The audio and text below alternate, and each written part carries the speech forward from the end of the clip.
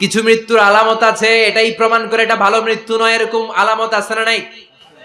এক নম্বরে হলো আল ইন্তেহার, আত্মহত্যার মৃত্যু। সমাজে আছে না নাই? উখিয়াতে তো নাই না? এদিকেও মরে, কি জন্য? কেন মরে? হ্যাঁ, বয়ফ্রেন্ড গালি দিছে এজন্য? হ্যাঁ, মান ক্বাতালা নাফসাহু বিশাইইন উযযিবা বিহি ইয়াউমাল কিয়ামা। যে জিনিস দিয়ে যে যাকে মেরেছে, আত্মহত্যা করেছে, সুইসাইড করেছে, কিয়ামতের দিন ওই জিনিস দিয়ে সে তাকে মারবে, এটাই হবে তার শাস্তি।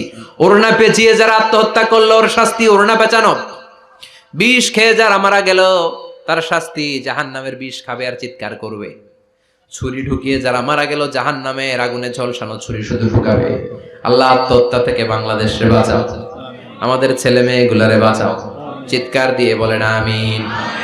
আত-তাআক্কুদ ফিল লিসান ফিলা ইলাহা ইল্লাল্লাহ।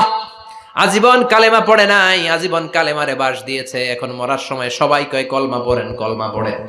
এখন পড়তে চায় মাগার মুখ দিয়া বাইর হয় না। আছে না নাই?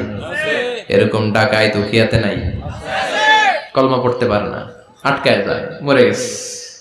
এই মৃত্যুটা কি ভালো? কথা বলে ফি হালাতি শুরব, অনেকে মদ খাইতে খাইতে মরে। আছে না নাই? জুলুম করতে করতে মরে। আছে না নাই? অন্যের জায়গা দখল করে মরে, এরকম আছে না নাই?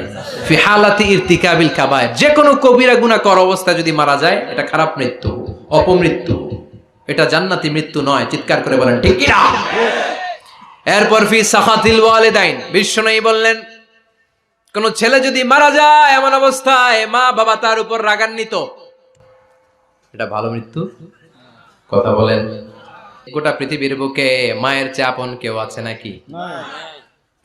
এই মায়ের মনে কষ্ট দিয়ে ওই অবস্থায় যদি মারা যায়, এই মৃত্যুটা অনেক খারাপ। চিল্লায় বলেন ঠিক কিনা? এজন্য মায়ের সাথে খারাপ আচরণ করবেন নাকি? কথা বলেন।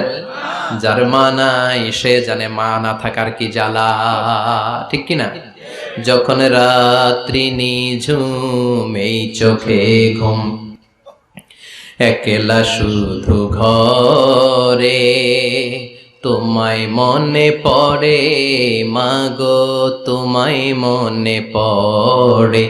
যখন রাত্রি নিঝুম এই চোখে ঘুম, একলা শুধু ঘরে, তোমায় মনে পড়ে মাগো, তোমায় মনে পড়ে।